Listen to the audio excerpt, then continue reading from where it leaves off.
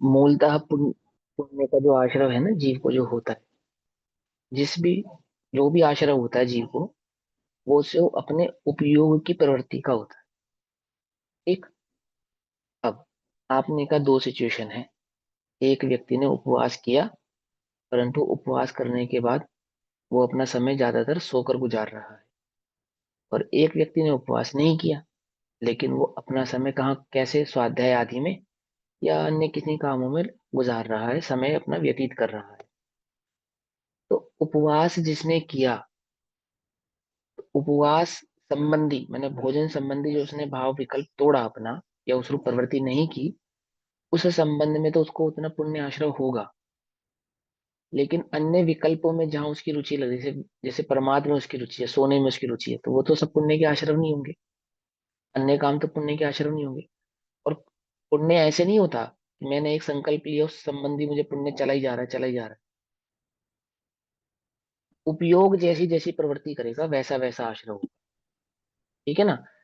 कभी भोजन का समय होगा, भूख लगेगी, और मेरे अंतरंग में ये भाव चलेगा कि नहीं मुझे भोजन नहीं करना, मेरा तो आज उपवास है, मुझे वहां का विकल्प नहीं रखना। तो पुण्य का आश्रय का कारण बनेगा। और उसी समय भोजन के विकल्प से अपने उपयोग को हटाने के लिए यदि मैं अपने समय को प्रमाद में लगाता हूँ, खेल कूद में लगाता हूँ, अन्य कहीं लगाता हूँ, तो उस संबंधी मुझे आश्रय भी होगा एक ही काल में। ऐसा तो नहीं ना आपका एक ही समय में दो प्रकार का उपयोग चल रहा है। ऐसा तो नहीं है ना। एक समय में उपयोग तो एक ही रूप प्रवर्त रहेगा ना, या तो शुभ रूप रहेगा या तो अशुभ रूप रहेगा। शुभ की भी धारा चले और अशुभ की भी धारा चले, ऐसा तो संभव नहीं है। ठीक। फिर एक व्यक्ति कहता है कि भाई मैंने देखो जाता उपवास का विकल्प नहीं रखा, पर मैंने अपना सारा समय स्वाध्याय आदि में लगाया। तो जितना समय स्वाध्याय में लगाया या अन्य धार्मिक भाग कार्य में लगाया, तो उस संबंधी शुभ उपयोग होगा। लेकिन भोजन के काल में शुभ उपयोग होगा ऐसा नहीं। भोजन के काल में तो अशुभ उपयोग होने से, अशुभ प्रवृत्ति होने से अशुभ भाव का ही बंध का कारण होगा। फिर उसने एक समय भोजन भी किया या दो समय भोजन भी किया, वो भोजन कितनी ग्रद्धता से किया, उस ग्रद्धता का उसको आश्रय रहेगा। और ग्रद्धता से नहीं किया, मंद ग्रद्धता से किया, तो मंद आश्रय होगा। समझे। जिसने भोजन नहीं किया उसने भोजन में ग्रद्धता बहुत रखी, तो बहुत ग्रद्धता रखने का भी उसको आश्रय होगा। और भोजन नहीं करने का भी उसको पुण्य आश्रय होगा। दोनों बातें। बात समझ में नहीं आ रही, क्योंकि ये तो ऐसा है, प्रति समय प्रति परिणाम का, हर एक परिणाम का आश्रय हो रहा है। जैसे भूख लग रही है, पाप आश्रम। नहीं नहीं मेरा आज उपवास है, पुण्य आश्रम। फिर नहीं बहुत तेज भूख लग रही है, खा लेता हूँ, पाप आश्रम। नहीं एक दिन में नहीं खाऊंगा तो मर थोड़ी जाऊंगा, पुण्य का आश्रय होने लगा। समझे। ये तो ईसीजी की मशीन जैसा चलता है। कोई कोई कॉन्टिन्यूटी नहीं है इसकी कि पुण्य हो रहा था पुण्य ही हो रहा है और पाप हो रहा तो पाप ही हो रहा है। आपका उपयोग पलटता है और आपके पाप और पुण्य के आश्रमों में प्रवृत्ति बदल जाती है। अब तीसरी बात, अंतरंग में एक अभिप्राय, एक मान्यता है। भोजन छोड़ने में कोई धर्म थोड़ी है। भोजन छोड़ने में कोई धर्म थोड़ी है। तो भोजन करने में धर्म है क्या? ये बताओ। छोड़ने में धर्म नहीं है, ठीक है, करने में धर्म है क्या? अब जिसने ये विकल्प तो रखा कि भोजन करने में छोड़ने में धर्म नहीं है, लेकिन वो धर्म मानता कहाँ है? यदि वो आत्मा के आश्रय से धर्म होता है, और आत्मा के आश्रय से पांच इंद्रिय के विषय भोगों को मुझे त्यागना चाहिए, इस बुद्धि वाला जीव है, तो बात अलग है। अंतरंग में ये धारा चल रही है कि नहीं, कब धन्य सो अवसर पाऊं जब निज में ही रम जाऊं। हे प्रभु इतना आत्म बल हो कि मुझे भोजन संबंधी विकल्प न रहे। छोड़ना तो चाहता हूँ, कमजोरी है, छोड़ नहीं पा रहा हूँ। स्वभाव में स्थिरता बढ़नी चाहिए, तो बात भिन्न है। लेकिन वो भोजन लेकिन वो भोजन करने या नहीं करने तक ही सीमित है। कि नहीं किया तो कौन सा धर्म हो गया, नहीं करना कौन सा, नहीं करना कौन सा धर्म है? अगर वो इस भाव में जा रहा है, तो उसको ये समझ में आना चाहिए कि भोजन करना भी तो है, तो अशुभ उपयोग ही है, तो पाप प्रवृत्ति ही। पंडित टोडरमल जी कहेंगे इतना किया तो शाबाश, ये ना आपने नहीं किया बहुत बढ़िया, इतना किया तो शाबाश। परंतु परंतु क्या? परंतु अभिप्राय और उपयोग, ये दोनों आपके क्या कहते हैं? तो जो आश्रय होता है, जो बंध होता है, वो अभिप्राय और उपयोग की प्रवृत्ति से होता है। अब अभिप्राय मिथ्यात्व का है, उपयोग शुभाशुभ रूप जैसा परिणामित करेगा, तो मिथ्या संबंधी शुभाशुभ उपयोगों का बंध होता रहेगा। एक और अंतिम बात, मैं मिथ्या दृष्टि हूं, जिन मंदिर में पूजा कर रहा हूं, उस समय भी पाप और पुण्य में नरक और स्वर्ग दोनों का आश्रय करूंगा। क्या समझे? जिन मंदिर में जिन भगवान की पूजा करते समय भी मैं पुण्य का भी आश्रय कर सकता हूँ, और अपने उपयोग के बल पे उसी समय नरक आदि का, तिरंच आदि गति का भी आश्रय कर सकता हूँ। इसी के ठीक इसी के विपरीत यदि मैं सम्यक दृष्टि हूँ, सम्यक दृष्टि हूँ, तो मेरा कोई भी परिणाम हो, समझना, कोई भी परिणाम वो मुझे त्रियंच और नरक गति के बंध का कारण नहीं बनेगा। क्या कहा? ना त्रियंच गति का कारण बनेगा, ना नरक गति का कारण बनेगा। एग्जाम्पल के तौर पे, क्या सम्यक दृष्टि को मायाचारी नहीं होती? होती है। अनंतानुबंधी संबंधी नहीं होती, अप्रत्याख्यान संबंधी होती है।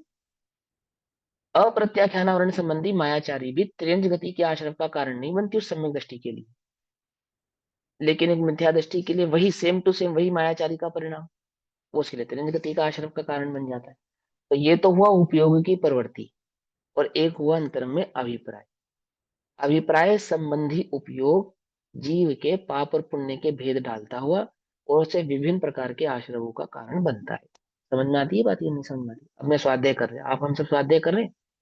जो सम्यक दृष्टि जीव हैं उनको इसी समय स्वर्ग आदि या अच्छी भूमि या अच्छी गतियों के सिवा में कोई बंध नहीं हो रहा। लेकिन इसी समय इसी वक्त जो मिथ्या दृष्टि जीव हैं वो शुभ उपयोग के साथ मात्र शुभ नहीं, शुभ अशुभ में अच्छी और बुरी चारों ही गतियों का आश्रय उनको हो रहा है, गति प्रमाण।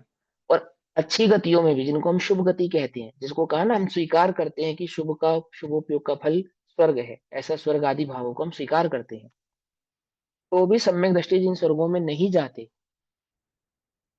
तो भी सम्यक दृष्टि जिन भावों को प्राप्त नहीं होते, शुभोपयोग मिथ्या दृष्टि शुभोपयोग के जिन परिणामों को प्राप्त नहीं होते, ऐसे मिथ्या दृष्टि को उन संबंधी शुभोपयोग का फल, जैसे स्वर्ग आदि का आश्रम नहीं होगा, जैसे मिथ्या दृष्टि को इंद्र आदि पद का आश्रम नहीं होगा, 16वें स्वर्ग आदि का आश्रम नहीं होगा, अन्य स्वर्गों का आश्रम नहीं होगा। फिर द्रव्य क्षेत्र काल और भाव, फिर उसका भी फर्क पड़ेगा। जैसे पंचम काल में 5वें या 7वें स्वर्ग से ऊपर का आश्रम नहीं होगा, समझ नहीं बात? अथवा अन्य अन्य गतियों का आश्रम नहीं होगा। मिथ्या दृष्टि को 5वें नरक से नीचे का आश्रम नहीं होगा, अथवा चौथे सर्व नरक से नीचे का आश्रम नहीं होगा। समझ में आती है बात? नहीं समझ में आती है? तो द्रव्य क्षेत्र काल भाव का भी फर्क पड़ता है, आपके अभिप्राय का भी फर्क पड़ता है, आपके परिणामों का भी फर्क पड़ता है। वो इतने सारे सब फिल्ट्रेशन होते हैं तब जहाँ के आप ये बात सिद्ध कर सकते हो कि आमुख उपयोग शुभ रूप है और आमुख उपयोग अशुभ रूप है। वास्तव में तो शुभ अशुभ आपका अभिप्राय है। समझ में बात? नहीं समझ में? वास्तव में वो अभिप्राय है जो ये डिसाइड करेगा कि आपको आपको जो आश्रय हो रहा है वो किस कोटि का और किस प्रकार का होना चाहिए। भाई समझ में? अब क्या पूछना है? अपने अभिप्राय का भी हमें मालूम होना चाहिए ताकि हमें ये पता लगता रहे कि कैसे है क्या चल रहा है मतलब। हाँ। अभिप्राय हाँ भी बिल्कुल, अभिप्राय अभिप्राय मालूम हमें होना चाहिए। अभिप्राय भी अब मालूम होता है कि हम अभिप्राय में, हाँ भोजन ग्रहण अभिप्राय में, करते समय भी जैसे हाँ धीरे का तो पता लगता अब है ना, जैसे, भेद विज्ञान के साथ हम करते हैं तो हमें आसक्त हाँ छोड़ने का ही भाव है और कमजोरी की वजह से हमें ग्रहण भी करना पड़ रहा है। हाँ, अब जैसे अभिप्राय में तो बेटा भोजन छोड़ना तो धर्म नहीं है, तो इसका मतलब ये भी हो सकता है कि तुम्हारे अभिप्राय में भोजन की आसक्ति हो, ये भी हो सकता है ना। समझे नहीं समझे? तुमने ये सीख लिया कि भोजन छोड़ने में कोई धर्म थोड़ी होता है। ऐसा हो आसक्ति सकता है कि भोजन संबंधी आसक्ति तुम्हारे अंतर में कहीं बैठी है, तो तुम ऐसे विकल्पों से उसको पुष्ट कर रहे हो। निश्चयभाषी क्या करता है? निश्चयभाषी क्या करता है? 5 इंद्रिय के विषय भोगों की पुष्टि द्रव्य नियोग आदि के अधिकार से करता है, ऐसा भी होता है पूर्णिमा ना कि नहीं भेद करता। करते हुए भी जैसे मतलब किसी जीव को जैसे भोजन के प्रति आसक्ति रहे मतलब भेद विज्ञान करते हुए भी भोजन के प्रति आसक्ति होती है। हाँ देखो, मिथ्या भेद विज्ञान किसको कहते हैं, है ना? निचली भूमिका में तत्ववादी के विचार को भेद विज्ञान कहते तो है, पर वो क्या वास्तविक भेद विज्ञान है? जैसे निचली भूमिका के शुभोपयोग को शुभोपयोग कहते हुए भी वो वास्तविक शुभोपयोग नहीं है, जैसे नहीं, निचली भूमिका वाले जीव की भक्ति को भक्ति कहते हुए भी उसे वास्तविक भक्ति नहीं है, ऐसे ही मिथ्या दृष्टि का वो भेद विज्ञान कहते हुए भी उसे वास्तविक भेद विज्ञान नहीं है। वास्तविक भेद विज्ञान तो ज्ञानी को है, जिन्हें वो वो तत्व वास्तव में की भेद श्रेणी में विज्ञान। चला जाएगा। इसमें चला जाएगा। तत्वाभ्यास की श्रेणी में जो चला जाएगा वो मिथ्या दृष्टि जो भेद अब विज्ञान करते हैं नहीं वो भी नहीं जाएगा। अब बस किसी एक अभी एक अपेक्षा से उसको तत्वाभ्यास भी कहेंगे, एक अपेक्षा से उसको तत्व निर्णय आदि करने की बातें कहेंगे, पर वो कोरा शुभोपयोग है और कुछ नहीं। समझना ध्यान से मेरी बात को, क्या कहना चाहता हूं मैं। पंडित टोडरमल जी ने जब द्रव्य लिंगी के स्वरूप का वर्णन किया, तो वहां उन्होंने ये स्पष्ट कहा कि कोई उसके अभिप्राय में संसार के सुखों की बुद्धि नहीं है। उसके उसके विकल्प या उसके परिणाम कोई ऐसे क्रोध मान माया लोभ वाले नहीं है। यदि मन में मायाचारी रखकर ऐसा कार्य करे तो नौवे ग्रेवेक आदि की प्राप्ति नहीं कर सकता।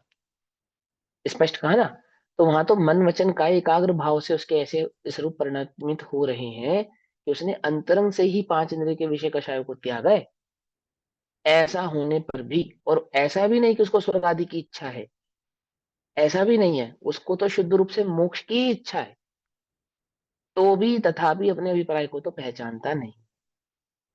तो भी वो सब तत्व निर्णय या तत्व अभ्यास के आधार से उस आत्मा को प्रभावों से भिन्न करके अपने निज चैतन्य स्वरूप को पहचानता नहीं। ये तो उसकी बात है, ये तो उस द्रव्यलिंगी की बात है। मैं तो कहता हूं कि चार लब्धियां हैं उसको, प्रायोग्य लब्धि तक पहुंचा है वो, तो उसको ग्रैविक प्राप्त हुआ है। बिना प्रायोग्य लब्धि के ग्रैविक नहीं मिलता है।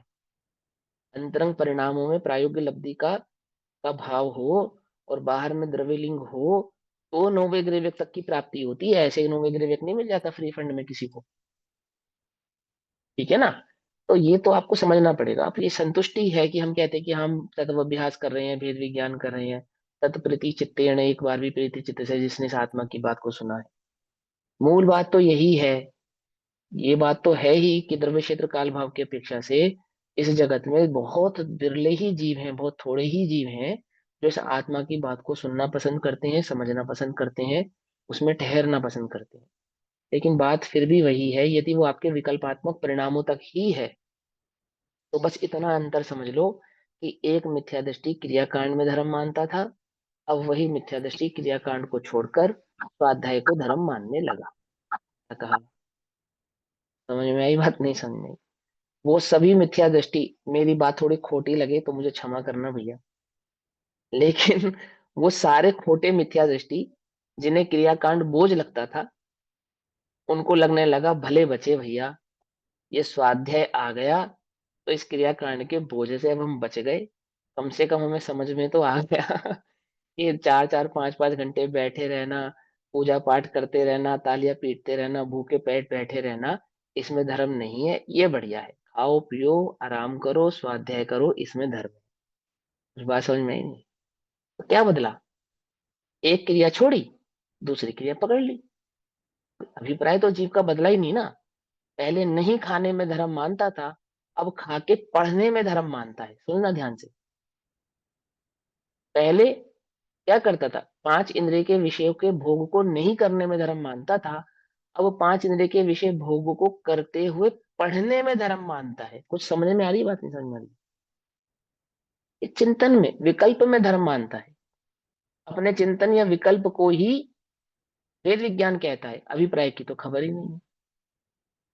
समझे ना? क्या अंतर है? कोई अंतर नहीं है उस सांख्य मति में और इस निश्चयभाषी जैन मिथ्या दृष्टि में। कोई खास अंतर नहीं है। अभिप्राय तो तुम्हें अपना मालूम ही है ना। अपने अंतरंग में पूछ लो अपने आप से, क्या तुम्हें पांच इंद्रिय के विषयों की रुचि है या नहीं? वास्तव में रुचि है या नहीं? क्या वे तुम्हें दुख रूप लगते हैं या नहीं, या सुख रूप लगते हैं? और क्या तुम उन पांच इंद्रिय के विषयों के भोग के काल में ये विचार करते हो कि ये नहीं होने योग्य है, ये है, या ये विचार करते हो मैं तो इनका ज्ञाता हूँ, मैं तो इनका ज्ञाता हूँ, मैं तो इनका ज्ञाता हूँ? ज्ञाता की चादर लपेट कर जो कार्य हम कर रहे हैं, क्या कहा? समझे या नहीं समझे? ज्ञाता का चोगा पहनकर जो प्रवृत्ति हम कर रहे हैं, क्या ज्ञानी की वास्तव में यही प्रवृत्ति होती है? क्या वास्तव में इसी का नाम भेद विज्ञान है? क्या इसी को भेद विज्ञान कहते हैं? ये तो अभी अपने अभिप्राय को हमें स्वयं समझना पड़ेगा, और हम जानते हैं, हम समझदार हैं, हमें पता है हमारा अभिप्राय क्या है। लेकिन वो कबूतर जैसी स्थिति है, मुसीबत को देखकर आंख बंद कर लेते हैं, तो हमें ऐसा लगता है कि मुसीबत टल गई। ऐसे ही अपने ही अंतरंग के विकारों को, अपने ही अंतरंग के अशुद्ध उपयोग को, अपने ही द्वारा कृत अपने अज्ञान को हम क्या करते हैं? उसे दूर करने की बजाय, उस अज्ञान से छूटने की बजाय, उस अज्ञान के प्रति अपनी ही आंखें मूंद कर ज्ञाता हो जाते हैं, और ये विचार करने लगते हैं कि वो अज्ञान टल गया। क्या कहा? समझ में आई बात? नहीं समझ में? अपने अज्ञान का करता, मेरे अज्ञान का करता कौन है? कोई कर्म का उदय, किसी कर्म के उदय के कारण मैं अज्ञानी हूं। गुरुदेव कहते हैं फिर तो कर्ता कर्म संबंध सिद्ध हो गया। फिर तो कर्ता कर्म संबंध सिद्ध हो गया ना। कर्म जीव को अज्ञानी कर सकता है, फिर कर्म के उदय से जीव ज्ञानी भी हो सकता है। क्या कहा? समझ में आई बात? नहीं समझ? ये बहुत समझना पड़ेगा। बोलो भैया, तुम्हें क्रोध आता है? कि हाँ आता है। किसके कारण आता है? कर्म के उदय के कारण आता है ना। करते हैं ना कि कर्म के उदय से जीव मोहित भी होता है, हाँ, अब मैं या वो पूछ रहा हूँ ना, वही कह तो रहा हूँ आपको। कर्म के उदय के कारण क्रोध, जो क्रोध आपको आता है वो कर्म के उदय के कारण आता है ना। आप तो नहीं करते ना, उस क्रोध के करता आप तो नहीं है ना। कितने जीव सहमत है इस बात से? और आप प्रमाण भी मुझे ला कर दे दोगे, देखो समय सारणी में लिखा है। और मैं आपसे कहूंगा कि फिर पढ़ो क्या लिखा है। क्या ये लिखा है कि क्रोध का कर्ता जीव नहीं है, क्रोध कर्म के उदय से होता है? ये लिखा है? क्या लिखा है मालूम? पढ़ लेना खोल के। उसमें तीन बातें लिखी हैं। उसमें पहली बात लिखी, वो जो द्रव्य कर्म का आश्रय हुआ उसका कर्ता जीव नहीं है। वो जो द्रव्य क्रम का उदय हुआ उसका कर्ता जीव नहीं है। और द्रव्य के कर्म के उदय से वो जो वहां भाव कर्म हुआ, जीव में जो भाव कर्म हुआ, उस भाव कर्म का कर्ता भी जीव नहीं है, समझना ध्यान से। परंतु उस भाव कर्म में जो परिणति हुई वो जीव के अपने अज्ञान के कारण हुई, उस अज्ञान का कर्ता जीव है। कुछ बात समझ में आई या नहीं? क्या समझ में आया तुम्हें? कुछ नहीं समझ में आया? अपनी अस्थिरता का कर्ता जीव स्वयं है, अपने अज्ञान का कर्ता जीव स्वयं है। हम अपने अज्ञान की तरफ से आंख मूंद करके बैठे हैं क्या? जैसे वो कबूतर मुसीबत को देख के आंख मूंद लेता है, ऐसे हम अपने अज्ञान को हम ज्ञाता की चुनरी उड़ा देते हैं। हम तो ज्ञाता है। अगर हम अज्ञानी है तो हम क्या करें? हम तो ज्ञाता है। हमें वस्तु स्वरूप की खबर नहीं तो हम क्या करें? हम तो ज्ञाता है। ऐसा ही है क्या? मोक्ष और प्रकाशन जी में पंडित टोडरमल जी तुमसे ऐसा ही कह रहे हैं? अब तीव्र और मंद का भेद है। अभी तुम्हारी कषाय मंद है तो हम तुमसे ये बात कह रहे हैं। क्यों? ये जीव निर्दोष है या नहीं है? बोलो। सुनो गुरुदेव का प्रवचन। स्वभाव से निर्दोष है, स्वभाव को नहीं जानने वाला दोषी है। क्या कहा? ये जीव स्वभाव से निर्दोष है, अपने स्वभाव को नहीं जानने वाला कौन है? दोषी है। और स्वभाव को जानने माना वाला माने क्या? कि अपने स्वभाव से अपने को तन में नहीं करता है, यह जीव दोषी है। दोषी है। ये किसका दोष है? ये किसी कर्म के उदय का दोष नहीं है। ये जीव के स्वयं के अंतरंग का प्रमाद है। ये जीव का स्वयं का अपना ही दोष है। ये देखा? क्या करूं प्रभु? स्वभाव को देख, स्वभाव को देख। उपाय क्या है? स्वभाव को देख। क्या है स्वभाव? सिद्ध समान सदा पद मेरो। देख। अब तू स्वभाव को देखेगा तो पांच इंद्रिय के विषयों की रुचि बढ़ेगी या घटेगी? घटेगी ना। हुआ ये है कि जब जब मैंने स्वभाव को देखा है तब तब मेरी पांच इंद्रिय की विषयों की रुचि और बढ़ गई है। मुझे तो और क्या मिल गया है? और क्या मिल गया है? और सहारा मिल गया है कि इन पांच इंद्रिय के विषयों को भोगते हुए जो थोड़ी बहुत अंतरंग में गलानी होती थी, आपने तो मुझे उस गलानी से भी मुक्त कर दिया। मार अर्जुन, मार। क्यों? क्योंकि तू इनके जन्म मरण का करता नहीं है। ये अपने आधार से जीते हैं, अपने आधार से मरते हैं। तू किसको मारने वाला? मारने जन्म देने वाला तो मैं हूँ, श्री कृष्ण। तू कौन है? आत्मा मरता नहीं अर्जुन, इसलिए मार। आत्मा पानी से गलता नहीं, आरे से कटता नहीं, उसका आयुष्क्रम किसी के अधीन नहीं, इसलिए मार। अब उसी अर्जुन के स्थान पे हम खड़े हैं। क्योंकि आत्मा पांच इंद्रिय के विषय भोगों का करता नहीं, भोगता नहीं, इसलिए भोग। क्या? क्योंकि आत्मा क्रोध आदि का करता नहीं, इसलिए होने दे क्रोध, कर खूब क्रोध। क्यों? क्योंकि तू उस क्रोध का करता नहीं है। तू इस देखिए शरीर आदि की देह आदि की प्रवृत्ति का करता नहीं है, इसलिए इस देह आदि की जो प्रवृत्ति होनी होती हो, होती हो, होने दे। क्यों? क्योंकि तू उस देहादि की प्रवृत्ति का करता नहीं है। बोलो, वो गीता सांख्य मती है जैन मती है? और ये जैनी सांख्य मती है या जैन मती है? बोलो, विचार करो, सांख्य। विचार करोगे तो तुम्हें समझ में आएगी कि तुमने उस गीता के उपदेश को ग्रहण किया है, समस्या के दो उपदेश को में ग्रहण किया है सांख्य तुमने धर्म। वास्तव में? हाँ, तुमने वास्तव में उपदेश किसका ग्रहण किया है? समझ में आई बात? नहीं समझ? तुमने उपदेश ग्रहण किसका किया है? गीता का उपदेश ग्रहण किया है या समय सार का उपदेश ग्रहण किया है? और इसीलिए हमें लगता है वो गीता जैनों का समय सार गीता है। अरे कहाँ से गीता है, कहाँ से हो गया भाई गीता? वो हिंसा की प्रवृत्ति कराने वाला, वो अशुभ उपयोग में प्रवृत्त कराने वाला, उसको कहाँ द्रव्य स्वभाव की खबर है? किससे किसकी तुलना करते हो? अब ये तो पंडित टोडरमल जी के वचन है, मोक्षर प्रकाश जी में स्पष्ट ही लिखा कि तुमने कैसे तुलना की, समय सार की गीता से तुलना कैसे की। ये वचन पंडित टोडरमल जी ने स्पष्ट लिखा है। तुमने पढ़ा है या नहीं पढ़ा हमें नहीं पता, ना मिले तो हमसे पूछना, हम दिखाएंगे, देखो कहाँ लिखा है। उसे मोक्षर प्रकाश जी में, वो तो हिंसा की प्रवृत्ति कराने वाला है, ऐसा लिखा उन्होंने। क्यों? क्योंकि अधिकार तो हम स्किप करके अपने आधार से पढ़ते ना। पांच और छठा अधिकार तो हमें पढ़ना ही नहीं चाहिए, क्या है उसमें, क्या है हमारे मतलब का? कुछ है ही नहीं। हमारे मतलब का तो सातवां अधिकार है, तीसरा अधिकार है, चौथा अधिकार है। वो पांचवें छठे अधिकार में कुछ खास नहीं है। और बताऊं, सर्वाधिक तुम्हारी मान्यता है पांचवें और छठे अधिकार से संबंधित है। सर्वाधिक मान्यता है। नहीं यकीन हो तो अपनी मान्यताओं का मिलान कर लेना उन अधिकारों से पढ़कर, तो तुम्हें मालूम चल जाएगा किन तो मान्यताओं से तुम गीता में ग्रसित तो हो। भैया अभिप्राय भी मारने का हो गया और क्रिया भी मारने की हो गई, जबकि अपने हाँ। जैन परमात्मा ने बताया अभिप्राय से भी नहीं मारना और क्रिया हाँ। से भी हाँ। नहीं मारना। हाँ, फिर लेकिन हम क्या कह रहे हैं, हम तो ज्ञाता है।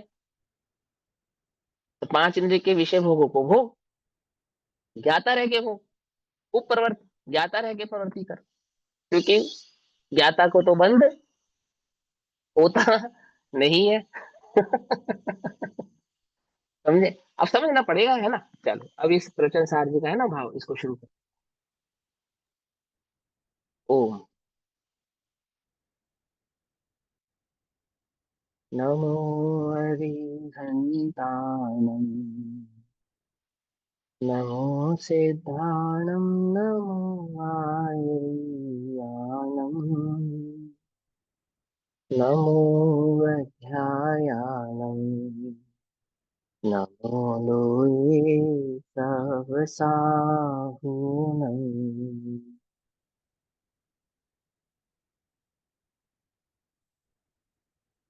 मंगलम भगवान वीरू, मंगलम गौतमोगणी, मंगलम कुंद कुंदार्द्यो, जैन धर्मोस्तु मंगलम। सर्व मंगल्य मांगल्यम, सर्व कल्याण कारकम, प्रधानां सर्वधर्माणां, जैनं जयतु शासनम्।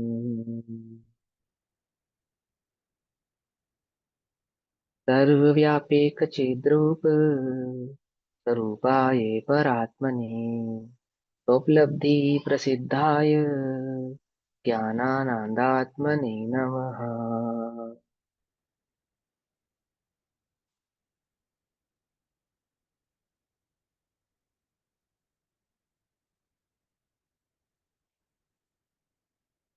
और एक एक भाव और है कि ऐसा सुनकर उभयाभासी भी नहीं हो जाना।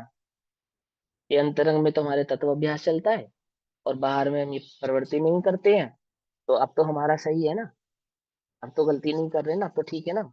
ये उभयाभास है कि नहीं पांच इंद्रिय बात के विषयों फिर की से प्रवृत्ति भी बताना नहीं एक कर रहा, बारी, फिर से है बताना। हाँ। पांच इंद्रिय के विषयों की प्रवृत्ति भी नहीं करी, और फिर हम और साथ में तत्व अभ्यास भी किया। अब तो ठीक है, अब तो सही है ना। तो ये उभयाभास है। उभयाभास कैसा उभयाभासी मत हो जाना कि देखो हम पांच इंद्रिय की प्रवृत्ति भी तो नहीं करते, बाहर में हमने सब छोड़ भी तो दिया, और अंतरंग में मैं आत्मा हूं, उसका तो भी विचार खुशी नहीं विकल्प करते छोड़ी हैं। मतलब वहां पर। हाँ, बात यह है, सबसे बड़ी बात देखो, उभयाभास, निश्चयाभास और व्यवहाराभास से भिन्न भाव क्या है, मूल तत्व बात क्या है वो समझो। आत्मा प्रिय लगे, अपना स्वभाव प्रिय लगे, और जैसे जैसे स्वभाव की रुचि बढ़ती है, उसका आश्रय बढ़ता है, स्वतः ही बाहर से दृष्टि हटती है, छूटती है, स्वाभाविक। उसके उसके परिणमन, देखो मैंने किया ऐसा परिणाम ही नहीं है, ये देखो मैंने छोड़ दिया ऐसा कोई विकल्प ही नहीं, तो मैं कहाँ छोड़ने वाला हूँ उसका, बोलो। करता ही नहीं हूं ना मैं उसका। वो पांच इंद्रिय के विषय कषायों का मैं वास्तव में करता नहीं हूँ, मैं वास्तव में उनका भोगता नहीं हूँ। उस ये बल तो स्वभाव के आश्रय से पैदा होता है, समझे।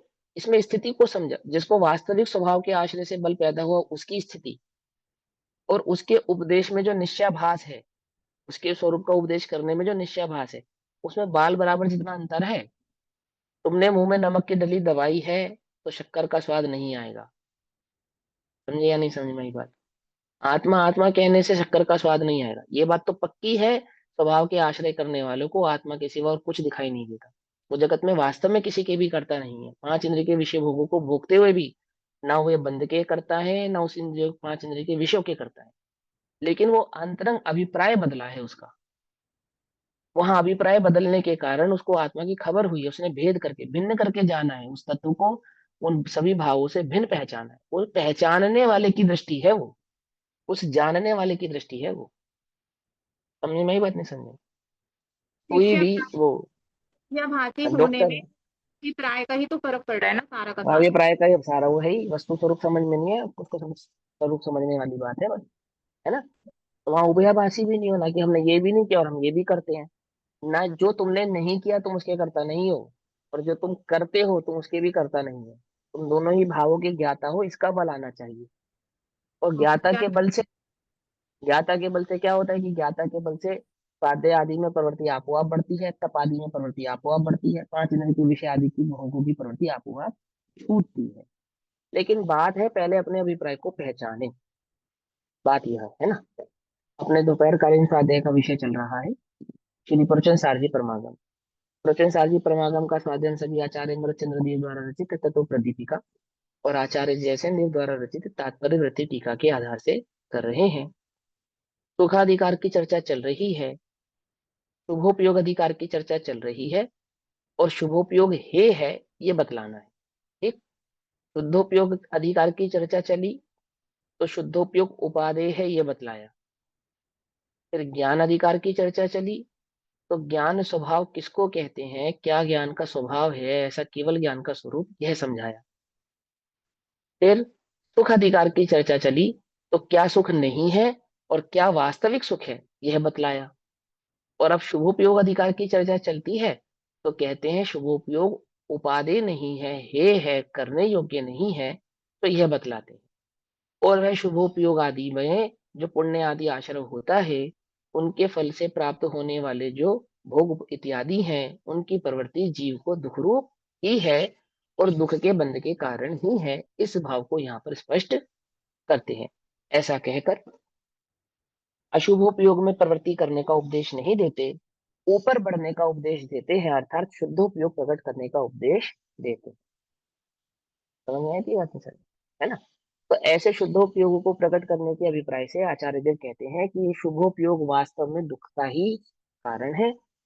अब इनके फलादि को समझाते हुए अब गाथा नंबर 74 74 नंबर की गाथा में कहते हैं, हम स्वीकार करते हैं कि पुण्य है, परंतु वह पुण्य का जो बीज है वो दुख रूप ही है। अब इस प्रकार स्वीकार किए गए पुण्य दुख के बीज के कारण है, तृष्णा के कारण है। इस प्रकार इस भाव को न्याय से प्रकट करते हैं। किसके न्याय से प्रकट करते हैं? हमारी और आपकी बुद्धि में जो न्याय बसता है उससे नहीं। वो त्रिलोकीनाथ जिनेन्द्र देव भगवान ने जो न्याय समझाया है, केवली भड़िदम, केवल ज्ञान में वस्तु स्वरूप को जानकर वस्तु के स्वरूप और उसके स्वभाव का जो न्याय प्रकट हुआ है, उस न्याय से हम तुमको ये बतलाते हैं कि वास्तव में ये जो पुण्य है ये दुख का ही बीज है। समझे या नहीं समझे, ये भाव समझाते हैं। तो पेज नंबर 184 184 नंबर 74 नंबर की गाथा तत्व प्रदीपिका प्रवचन सार जी।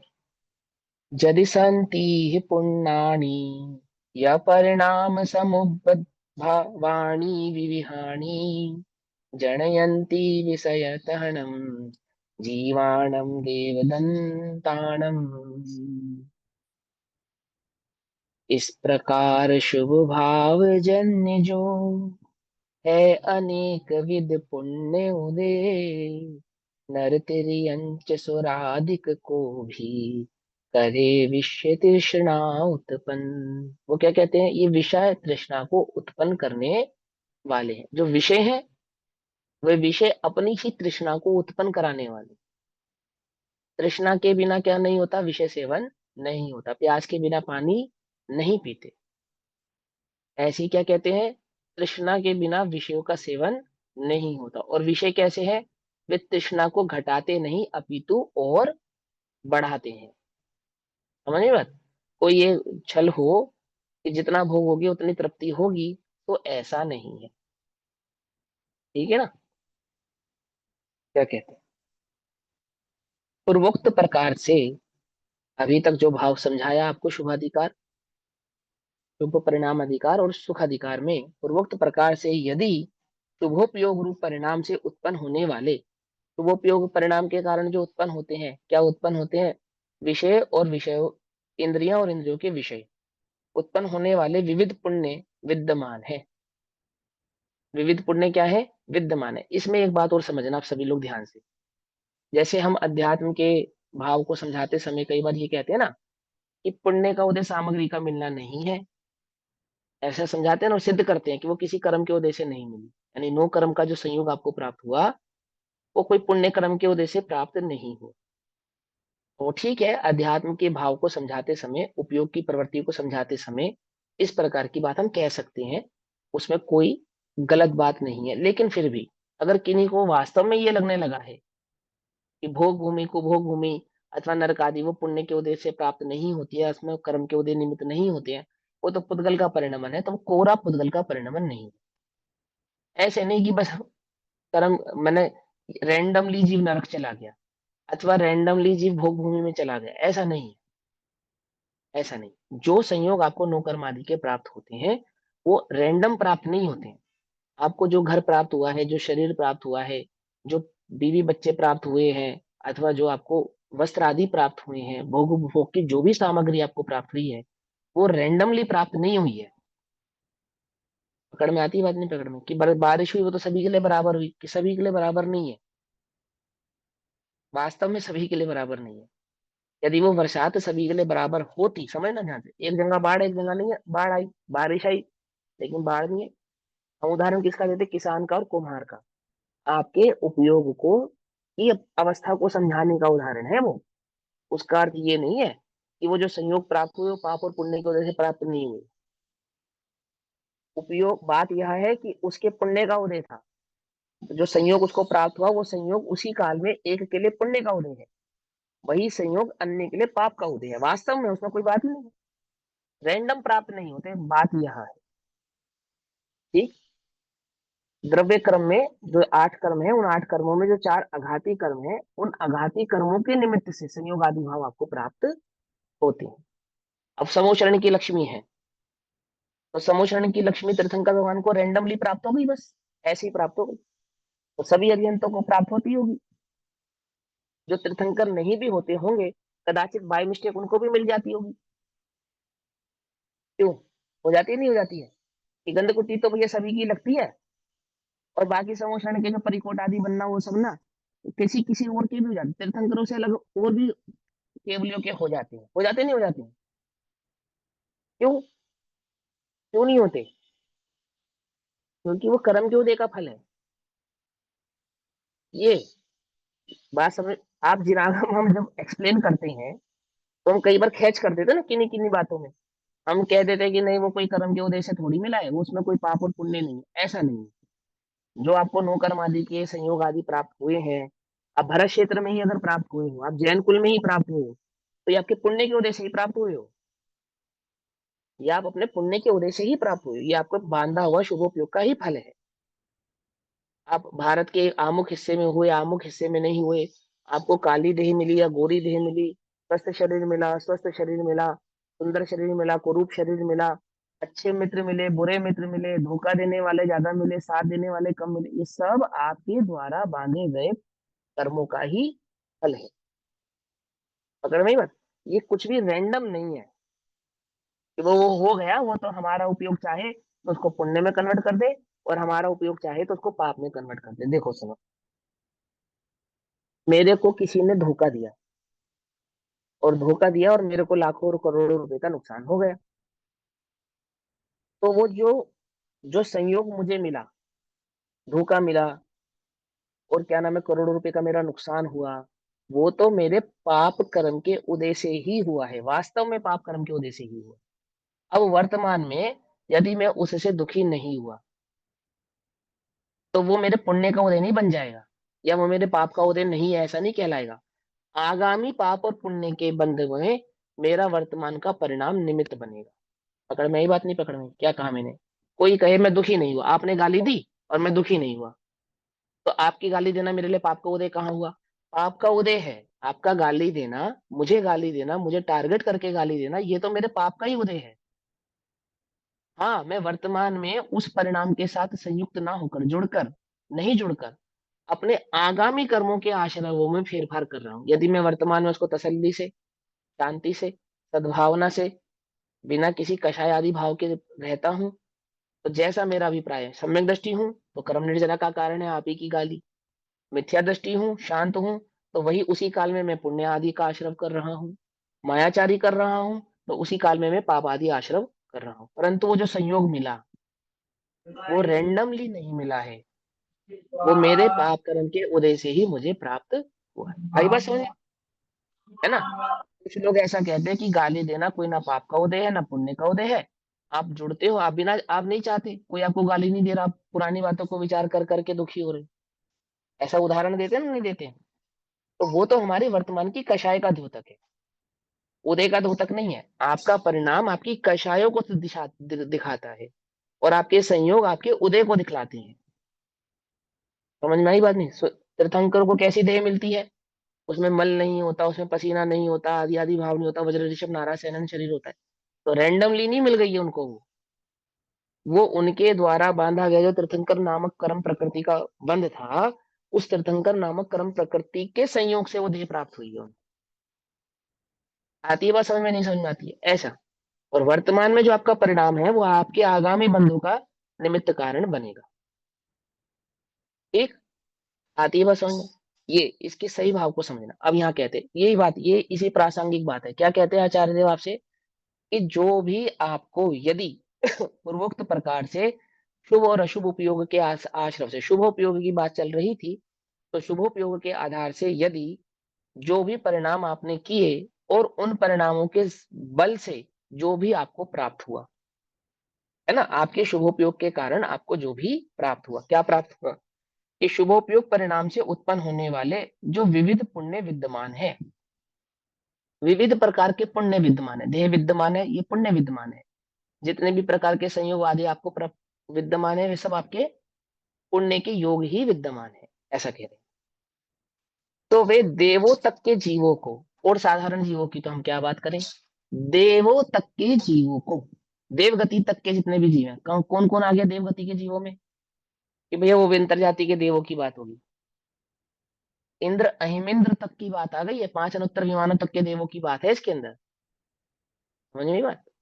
5 उनहत्तर, 5 अनुत्तर विमानों के जो देव हैं, वहां तक की बात है। तो वे देवों तक के जीवों को विषय तृष्णा उत्पन्न करते हैं, अर्थात जो विषय का आसक्ति का परिणाम है, ठीक है ना, अथवा विषय को भोगने का जो परिणाम है, अथवा विषय से संयुक्त होने का जो परिणाम है, वो विषयों से संयुक्त होने का परिणाम उत्पन्न कराने वाले हैं कौन? वो पुण्य के योग, वो पुण्य के विषय। आप पुण्य के योग में कब तक बने रहोगे? तीर्थंकरों के पुण्य का उदय है तब तक ही वो गृहस्थ अवस्था में रहते होंगे। जब पाप का उदय आता होगा, तब मुनि बन जाते होंगे। क्यों? ऐसा ही है ना? बोले वो गृहस्थ अवस्था में तब तक रहते हैं जब तक वे उन 5 इंद्रिय के विषयों में आसक्त रहते हैं, और वे गृहस्थ अवस्था का त्याग तब करते हैं जब वो अनासक्त परिणाम उनका बढ़ता है, तभी तो उनके परिणाम की अनुमोदना करने आते ना। आते नहीं आते हैं? वो बाल देव जो आते हैं, उनके अनुमोदना करने परिणामों की, तो कौन से वैराग्य परिणाम की अनुमोदना करने आते हैं। कि भैया आपको अंतरंग में वैराग उत्पन्न हुआ, आपको समझ में आया कि वो ये विषय प्रवृत्ति करने योग्य नहीं, कोई उनका पुण्य क्षीण हो गया ऐसा नहीं है। समझना ध्यान से, कोई उनका पुण्य क्षीण हो गया है ऐसा नहीं है। बात तो यह है कि तुम्हें ये बात समझ में आए कि ये भोगने योग्य नहीं है। तो जब तक तुम्हें ये परिणाम नहीं था, कर्मबद्धता से ये बात पक्की है कि जिस समय जिस काल में जिस जीव को जो परिणाम आना है, उस जीव को उस काल में वही परिणाम आता है। ये तो स्वतंत्रता की बात है। लेकिन जो ये बात जानते हैं वे तो सम्यक दृष्टि जीव है। जो इस बात को नहीं जानते हैं वे सम्यक दृष्टि थोड़ी है। जो इसके स्वरूप को भली प्रकार से पहचाने नहीं है उनकी बात नहीं है। जिन्होंने वास्तविक स्वरूप को पहचाना है, ऐसे उस क्रमबद्ध नियम को जानने वाले स्वतः ही स्वभाव से ही क्या नहीं होते, भोगाभिलाषी नहीं होते। और कदाचित वे भोगों में अभिलाषित हैं, तो आचार्य कहते हैं वो विषय तृष्णा को उत्पन्न कराने वाले ही है, वो विषय आसक्ति का ही परिणाम। तभी तो आप भोग रहे हो, वरना क्यों भोगोगे? ऐसे थोड़ी कि जबरन आप भोगोगे। आपको नींद नहीं आ रही, मान लो आपको नींद नहीं आ रही, तो आप सो जाओगे? सो जाओगे? कितने भी कोशिश करे, बच्चे को सुलाकर दिखाओ, यदि उसको नहीं सोना, क्या कहा, तो उसको नहीं सोना। और जब नींद आती है तब बस में खड़े खड़े भी नींद आ जाती है। आ जाती है नहीं आ जाती है? काम करते करते भी नींद आ जाती है। जब नहीं आनी होती तो बिस्तर पे भी नहीं आती। तो कह रहे हैं कि नींद की प्रवृत्ति कब होगी? जब नींद आएगी। विषय की प्रवृत्ति कब होगी? जब विषय आसक्ति होगी। विषय आसक्ति नहीं होगी तो विषय की प्रवृत्ति क्यों होगी? आ रही बात समझ में नहीं आ रही? ऐसा हो कहते वो तो विषय की तृष्णा उत्पन्न कराने वाले। तो कहते हैं यदि इस प्रकार शुभोपयोग परिणाम से उत्पन्न होने वाले, जो आपने शुभोपयोग किए, शुभोपयोग किस प्रकार से होता है? देव यति गुरु आदि की उपासना, संयम आदि धारण करने से, दान आदि देने से, पांच इंद्रिय की विषयों की प्रवृत्ति छोड़ने से क्या होता है? शुभोपयोग होता है। उस शुभोपयोग के परिणाम से क्या उत्पन्न होता है? उत्पन्न होने वाले जो अनेक प्रकार के पुण्य हैं, ये जो पुण्य विद्यमान है, ये स्वीकार किया है कि शुभोपयोग होता है, और शुभोपयोग के बल से इस जीव को पुण्य आदि की प्राप्ति, पुण्य आदि के फलों की प्राप्ति होती है। परंतु तो वे पुण्य देवों तक के समस्त संसारियों के विषय तृष्णा अवश्यमेव उत्पन्न करते हैं, यह भी स्वीकार करना पड़ता है। क्यों? तृष्णा के बिना उनका सेवन कोई क्यों करेगा? समझ में बात? दुकान पे आप साड़ी खरीदने गए तो कौन सी साड़ी खरीदोगे? बोलो। जो पसंद आएगी वो खरीदोगे या नहीं खरीदोगे? या जो नहीं, जो पसंद नहीं आएगी वो खरीदोगे? है ना? कदाचित जो पसंद आए वो मिल भी सकती है, तुम्हारे जेब में उतना धन हो, और कदाचित तुम्हारे जेब में उतना धन ना हो, तो उस कम धन से भी खरीदोगे तो वही ना जो पसंद होगी। क्या कहा? बात समझ में नहीं? ना पसंद तो तब भी नहीं लोगे ना। आती है बात समझ में नहीं? भले ही तुम्हें महंगी चीज पसंद थी, वो तुम नहीं खरीद पाए, तुम सस्ती खरीद के लाए, पर सस्ती भी तो पसंद से ही लाए या वो नापसंद से लाए? हो सकता है वो उतनी पसंद से नहीं लाए जितनी महंगी पसंद थी, पर सस्ती चीज भी तो खरीदी पसंद से ही। ऐसे यहाँ कहते हैं कि यदि विषय उत्पन्न है, मौजूद है, और उनमें प्रवृत्ति हो रही है, तो क्या वो बिना तृष्णा के हो रही है? बिना तृष्णा के ही सेवन हो रहे हैं। समझ गए आप क्या कहना चाहते हैं? पूरा ज्ञाता ही विषयों में सेवन कर रहा है, विषयों का सेवन कर रहा है, ज्ञाता होके सेवन कर रहा है? ऐसा है क्या? समझना, उल्टा नहीं पकड़ना। हाँ, ज्ञाता है वो, स्वभाव से ज्ञाता ही है, करता नहीं है। एक भी पुद्गल परमाणु के भोगने का करता नहीं है वो, ज्ञान के सिवा कुछ नहीं कर सकता। तो भी वो तृष्णा के बिना तो उनका सेवन नहीं करेगा। समझ में आई बात या नहीं समझ में आई? है? देखो मेरे तो आचार्य क्या कहते हैं, यह भी स्वीकार करना पड़ता है। क्या स्वीकार करना पड़ता है? कि तृष्णा के बिना वे विषय तृष्णा अवश्य अवश्य में उत्पन्न करते हैं, वे भोग उपभोग की सामग्रियां। यह भी तो स्वीकार करना पड़ता है। वास्तव में तृष्णा के बिना, क्या लिखा, देवों तक के, देवों तक के, इसमें मिथ्या दृष्टि और सम्यक दृष्टि का भेद डाला या नहीं डाला? कोई भेद नहीं है। दो भेद है बस, एक वो जो प्रवर्त रहे हैं, एक वो जो नहीं प्रवर्त रहे हैं, बस दो ही भेद है। तीसरा कोई भेद नहीं है इसमें, ज्ञान या ज्ञानी का भेद नहीं है। वो क्या कहते हैं, वास्तव में तृष्णा के बिना जैसे जोंक क्या नहीं करती, दूषित रक्त में, दूषित रक्त में क्या नहीं करती, दूषित रक्त का सेवन नहीं करती, उसी प्रकार उसी की भांति समस्त संसारियों को, समस्त संसारियों को, समस्त, समस्त समझ गए ना, समस्त समस्त संसारियों को विषयों में प्रवृत्ति दिखाई ना दे। कब ना दिखाई दे? यदि उन्हें तृष्णा ना हो तो दिखाई ना दे, ठीक। किंतु वह तो दिखाई देती है, तो बिना तृष्णा के दिखाई देती है। संसारी जो विषयों में प्रवृत्ति कर रहे हैं वे बिना तृष्णा की कर रहे हैं, है? ऐसे ज्ञाता तो फिर मुनिराज कहते हम भी हो जाते, हम ही भले, हम ही काय को छोड़ के बैठे। क्या समझे? समझे नहीं समझे? ऐसे ज्ञाता तो हम भी होना चाहते हैं। कैसे ज्ञाता? कि विषयों की तृष्णा, विषयों का सेवन भी रहे और कर्म की निर्जरा भी रहे। क्यों? है या नहीं? बोले नहीं। यदि वे प्रवर्त रहे हैं तो बिना तृष्णा के प्रवृत्ति हो रही नहीं। समझे? ऐसा कैसे? इसलिए, इसलिए क्या करें? पुण्य की तृष्णायतनता, तृष्णायतनता मतलब तृष्णा का घर, तृष्णायतनता, तृष्णा का घर कहाँ है? तृष्णा का घर, पुण्य की तृष्णा का घर कहाँ है? तुम्हारा अभिप्राय। तुम्हारे अभिप्राय में जो विषयों के प्रति ममत्व परिणाम बैठा है और उन विषयों को प्राप्त करने का जो कारण है, साधन है, ऐसा वो जो पुण्य तुम्हारी दृष्टि में उपादेय बुद्धि से बैठा है, ऐसा वो जो तुम्हारा अभिप्राय है, आयतन अभिप्राय है, अबाधित ही है, कोई बाधा वाली बात नहीं है। ये बात पक्की है कि तुम उस 5 इंद्रिय के विषयों में प्रवृत्ति बिना तृष्णा के कर सकते नहीं। वो प्रवृत्ति होने के लिए जो विषय मिलेंगे, ये बात तो पक्की है कि वो शुभोपयोग का फल है, परंतु उस शुभोपयोग के फल में प्रवृत्ति तृष्णा के बिना तो होगी नहीं। तो उसने तो तुम्हारे अंतरंग में बैठी तुम्हारे अभिप्राय की तृष्णा का ही ज्ञान कराया है। पुण्य तृष्णा के आयतन घर है, यह अविरोध रूप से सिद्ध होता है। अर्थात दो बातें समझे, वो जो शुभोपयोग है उसके आधार से कौन प्राप्त होता है? शुभोपयोग के आधार से पुण्य, और पुण्य के आधार से प्राप्त होती है विषय। और वे विषय कैसे हैं? कि वे तृष्णा के घर होने से उपादेय नहीं है, छोड़ देने योग्य है। तो अगर इंद्रिय सुख उपादेय नहीं है तो इंद्रियां भी उपादेय नहीं है, और यदि इंद्रियां उपादेय नहीं है तो फिर वो शुभोपयोग भी उपादेय नहीं, क्योंकि उस शुभोपयोग से तो प्राप्त सिर्फ भैया इंद्रियां और विषय ये ही होने तृष्णा वाली का करता है। कौन? तृष्णा का करता स्वयं है, कौन? जीव का ज्ञान है, जीव का स्थिर परिणाम है। उसमें क्या बात है? कोई कर्म का उदय उदय नहीं है। देखो देखो, तृष्णा आप का समझो, करता मैं श्रद्धा की, जीव। हाँ, श्रद्धा की अपेक्षा से, है ना? जैसे जैसे हम कहते हैं कि वो तो व्यवहार नहीं है, तो व्यवहार ने भी प्रवृत्ति तो जीव की ही समझा रहा है। समझ में बात नहीं? समझ में? छहो के छहो ने वास्तव में अवस्था तो जीव की ही दर्शाते हैं। समझ में आती है ना बात? समझ में आती है। जीव जब प्रवृत्ति करता है, कोई भी द्रव्य जब प्रवृत्ति करता है, तो वो किसी नए के आधार से नहीं करता है। पकड़ में ही बात नहीं? पकड़ में? जैसे मैं नरक गया तो निश्चय नए के आधार से गया या व्यवहार नए के आधार से जाऊंगा? कौन सा नए मुझे नरक लेकर जाएगा?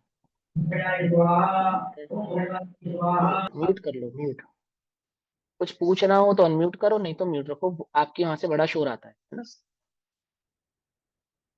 हाँ, मैं नरक जाऊंगा जब, तो निश्चय के आधार से जाऊंगा या व्यवहार के आधार से जाऊंगा? कौन सा नए मुझे नरक लेकर जाएगा? ऐसा तो नहीं है। मेरा जो उपयोग की प्रवृत्ति होगी, उपयोग की प्रवृत्ति के आधार से जो आश्रम होगा, वो आश्रम मुझे उस गति में ले जाएगा। फिर मैं तुझे दुख भोगूंगा तो निश्चय से भोगूंगा या व्यवहार से भोगूंगा? बोलो, अभी तुम दुखी हो या सुखी हो? निश्चय से दुखी हो या व्यवहार से दुखी हो? बोलो। अब तुम निश्चय व्यवहार को स्वरूप ही नहीं समझते तो क्या करें? कि निश्चय से अबंध है, निश्चय से अबंध है और व्यवहार से बंध है। तो सवाल ये है कि निश्चय से दुखी हो या व्यवहार से दुखी हो? अपने अज्ञान से दुखी हूँ। हाँ, और उस अज्ञान भाव को दर्शाएंगे हम, उसकी प्रवृत्ति बतलाएंगे अनेक प्रकार के आधारों से। थर्मामीटर से बुखार मापा तो थर्मामीटर ने क्या बताया? 102 बुखार। तो थर्मामीटर के कारण बीमार होना, क्यों? थर्मामीटर में तो दिख रहा है आपका बुखार, इसका मतलब थर्मामीटर के कारण आप बीमार हो कि नहीं? ऐसे ही कर्मों की स्थितियों से आपकी अवस्था को बतलाया, तो कर्मों के कारण आपकी अवस्था हुई ना? आपकी अवस्था को कर्म बतलाते हैं। कर्मों के कारण आपकी अवस्था नहीं होती है। ये है निमित्त नैमित्तिक संबंध, इसे कहते हैं निश्चय व्यवहार। कर्मों ने तेरी अवस्था को नहीं किया, कर्मों से तेरी अवस्था होती है, ये कहना है व्यवहार। और कर्मों ने तेरी व्यवस्था को नहीं किया है, ये वास्तव में है निश्चय। तो मेरी अवस्था को किसने किया?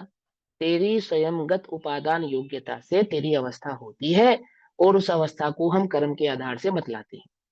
निमित्त नैमित्तिक संबंध आती समझ में? बात नहीं समझ आती? ठीक। जीव के अज्ञान का कर्ता कौन? कर्म का उदय नहीं। जीव की स्वयं की उपादान योग्यता ही जीव के अपने अज्ञान, उसके दुख आदि का करता है। और उसके अज्ञान और उसके दुख आदि की अवस्थाओं को हम कर्म के आधार से समझाते और बतलाते। स्वतंत्र है जीव, अपने कार्य को करने में स्वतंत्र है। कर्म आदि के आधार से उसकी अवस्थाएं होती नहीं है। आई समझ में बात या नहीं समझ में? ये समझना पड़ेगा, बड़ा झोल झपाला है इसके विवरण में, इसके विवेचन में, है ना। ध्यान से समझना। या तो हमारे को अच्छे गुरु मिले तो हमें बात समझ में आई, भले गुरु नहीं मिलते तो बात समझ में नहीं आती। गुरु का प्रताप है ना। तो देखो 185 नंबर का पेज क्या कहता है? किंतु वह तो दिखाई नहीं देती है, अविरुद्ध रूप से सिद्ध होता है। भावार्थ, जैसे कि 77वीं गाथा में कहा गया है, उस प्रकार अनेक तरह के पुण्य विद्यमान हैं, तो भले हैं वे सुख के साधन नहीं है, किंतु वे तो दुख के बीजरूप तृष्णा के ही साधन है। अर्थात तृष्णा के कारण ही जीवन में प्रवृत्ति करता है, और उनको देख देख कर जीव तृष्णावान भी होता है। वो जितना उपयोग विषय की तरफ लगा रहेगा तो उसकी तृष्णा भी उत्पन्न होगी, ऐसा कहते हैं। अब इसी भाव को आचार्य जयसेन तात्पर्य वृत्ति टीका में समझाते हैं। तात्पर्य वृत्ति टीका में गाथा 74 78 नंबर की गाथा में कन्वर्ट हो जाती है। तो आचार्य जयसेन देव क्या कहते हैं?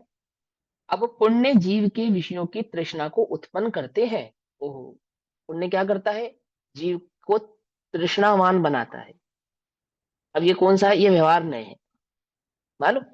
जीव की तृष्णावत उपादान योग्यता को पुण्य आदि के कर्म के उदय से दर्शाने के लिए ऐसा समझाया कि तेरा जो अभिप्राय उस पुण्य से जुड़ा है ना, जुड़ा है या ना जुड़ा? हाँ, पुण्य के फल से जुड़ा है ना, कि हाँ, तो तेरे विषय तृष्णा को दिखला रहा है।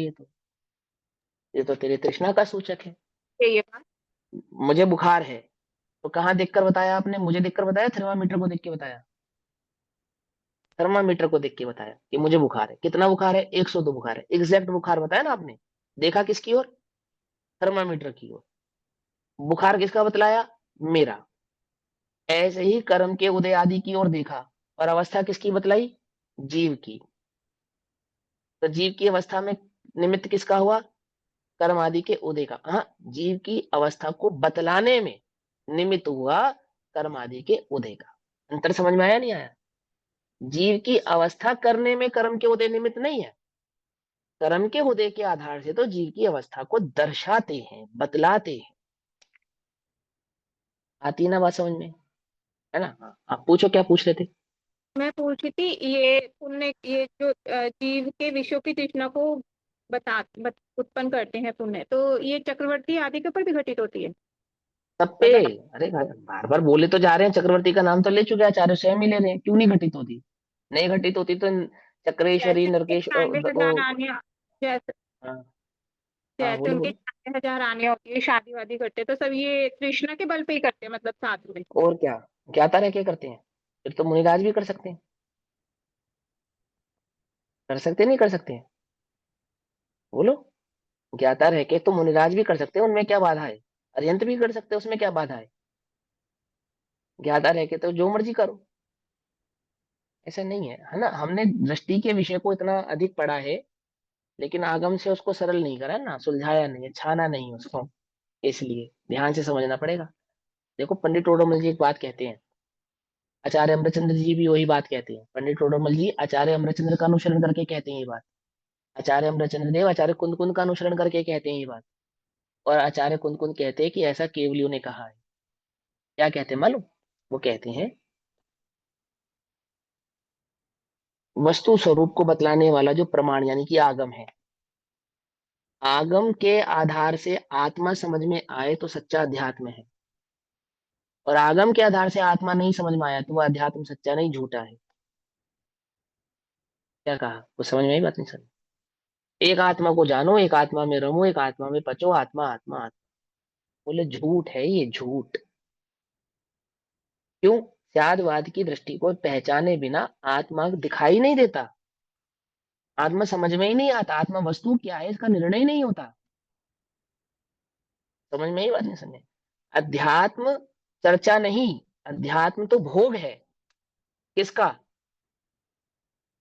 क्या किसका भोग है? वो जो निर्णय, प्रमाण, यानी कि आगम से निचोड़ से जो निर्णय का। आत्मा निकाला ना तुमने, आगम से निचोड़ कर जो तुमने आत्मा निकाला, उस आत्मा का भोग है अध्यात्म। तो आती है बात? समझ नहीं आती? तुमने मेहनत करी ना, दूध धोया, कढ़ाया, मावा निकाला, फिर उसको पकाया, उसका घी निकाला, बनाया, वो घी तो भोग, अंतिम भोग है। स्वाद लिया तुमने, बल दिया ना तुमको घी ने, बल दिया ना। तो घी घी पचाने की जो ताकत है, वो ताकत कहाँ से आएगी? वो ताकत कहाँ से की? मेहनत करोगे उससे ताकत आएगी ना। तो आगम के गोते लगाकर वो जो अध्यात्म का रस निकाल कर लाए हम, वो रस क्या है? वो तो भोग की बात है, वो चर्चा की विषय थोड़ी है।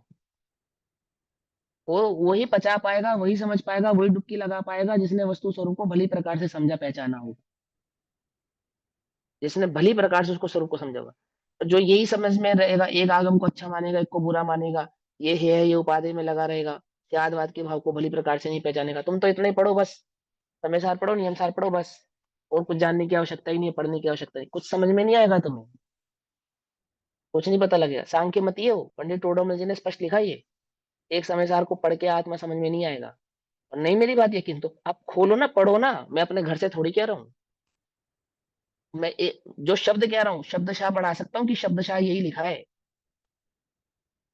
समझे? शब्दशाह अपने मन से नहीं कह रहा हूँ मैं ये बात, लेकिन हम इग्नोर करते हैं क्योंकि हमें मजा आता है। क्या मजा आता है? ज्ञाता बने रहने में। कैसे ज्ञाता बने रहने में? वो कह रहे हैं कि वो विषयों में परिवर्तता हुआ विषय आसक्ति का ही द्योतक है, और हमें विषय छोड़ने नहीं।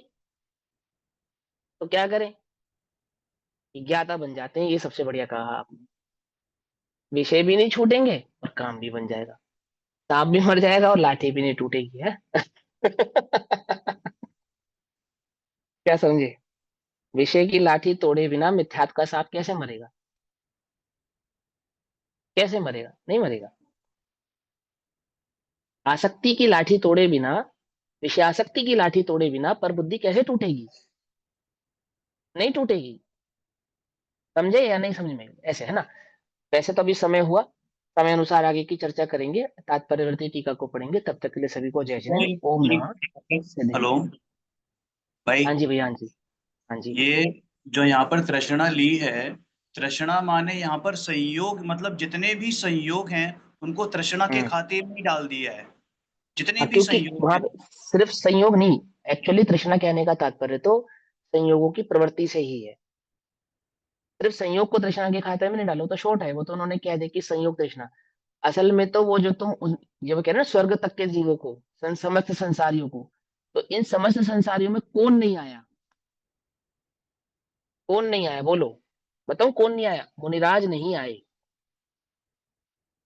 सम्यक दृष्टि मिथ्या दृष्टि नहीं, मुनिराज नहीं आए, समझे? वे मुनिराज से लेकर और ऊपर के गुण स्थानों तक अरिहंत सिद्ध वे नहीं आए, उससे नीचे की भूमिका तक के पंचम गुण स्थानवर्ती जितने भी जीव हैं, पहले गुण स्थान से लेकर, वे सब उसके अंदर गर्भित हैं। क्यों? बोले वो वहां उस गुण स्थान में क्या कर रहे हैं? बोलो। जीव का गुण स्थान कर्म के उदय के कारण है या जीव की अपनी उपादान योग्यता के कारण है? बोलो। उपादान अपनी योग्यता के कारण। उपादान योग्यता के कारण। क्यों है जी वहां पर? क्यों हो तुम संसार में? कर्म के उदय के कारण। कर्म का उदय से तो फिर तुम्हारा कर्ता कर्म संबंध सिद्ध हो गया कि कर्म का उदय जीव को संसार में रोक सकता है।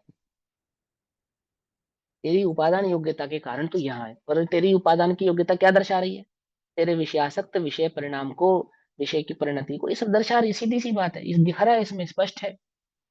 तो वहां कह रहे हैं वो पुण्य के उदय में जो आसक्त है उसको तृष्णा कह रहे हैं, अर्थात पांच इंद्रिय के विषयों में जो आसक्त है उसको तृष्णा कह रहे हैं। अच्छा एक बात बताओ, आज तुम्हें विषय तृष्णा ना हो, आज मुझे विषय तृष्णा ना हो, तो मुनि बनने से मुझे दुनिया की कौन सी ताकत रोक सकती है? कर्म का उदय रोक देगा? अरे कर्म के उदय से तो अवस्थाएं समझाई जाती हैं, समझे या नहीं समझ में बात? कर्म के उदय के कारण कोई नहीं रुकेगा, मेरी अपनी उपादान योग्यता ही है जो मुझे उस रूप परिणमित होने नहीं दे रही है। इसमें जगत में किसी और का दोष नहीं है, मैं स्वयं दोषी हूँ। इस दोष को दूर कौन करेगा? मैं स्वयं करूंगा। कैसे करूंगा? स्वभाव के आश्रय से करूंगा। क्या है मेरा स्वभाव? ज्ञाता दृष्टा चैतन्य ज्ञाय भाव मात्र मेरा स्वभाव है। क्या करूं? निरंतर उसका भोग कर, शुद्ध उपयोग, पहला अधिकार। पहला अधिकार, निरंतर उसका भोग कर, बस आप वहां पे विषय तृष्णा छूटेगी, सारे काम होंगे। बात समझ में नहीं? तो वहां तृष्णा तो परिचायक है आपकी उपयुक्त आपके परिणामों का वहां जुड़ने का, उसको तृष्णा कह रहे हैं। ठीक, संयोगों को तृष्णा नहीं कह रहे हैं। ठीक, संयोग है ही क्यों? है ही क्यों? मुनिराजों के पास क्यों नहीं है संयोग? क्योंकि तृष्णा नहीं है। हमारे पास संयोग क्यों है? क्योंकि हमें तृष्णा है, इसलिए संयोग है। एक पेंसिल भी बिना तृष्णा के नहीं है यहाँ पर। इच्छा है पेंसिल रखने की तो ये पेंसिल है, इच्छा ना हो तो क्यों? बताओ, जगत में ढूंढ ढूंढ कहाँ है मेरी पेंसिल? ये मेरी इच्छा को तो दिखा रही है, और किसको दिखा रही है? आती है बात समझ में? नहीं आती है ना? मैं कर रही हूँ भैया। स्यादवाद नए षट द्रव्य गुण पर्याय और प्रमाण का, जड़ कर्म चेतन बंध का, अरु कर्म के अवसान का, कह कर स्वरूप यथार्थ जग का, जो किया उपकार है उसके लिए, जिन वाणी माँ को वंदना शत बार है, वंदना शत बार है।